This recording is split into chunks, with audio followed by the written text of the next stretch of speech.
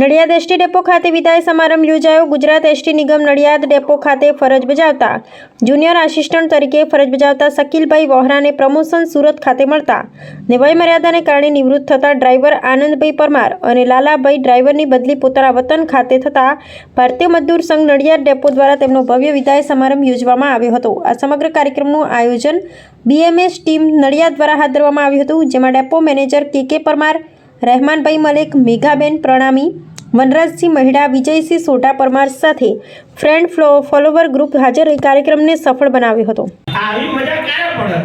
ક્યારેક અને રવિવારે પણ હું પોતે પણ હાજર છું ભાઈ, મારું તો કોઈ ધન્યવાદ માનો। અને એ પાછો ટીપ ટોપ તૈયાર થઈ બૂટ નવા પહેર્યા છું। તારા જેવો ભાઈ મને બીજે ક્યાં મળે?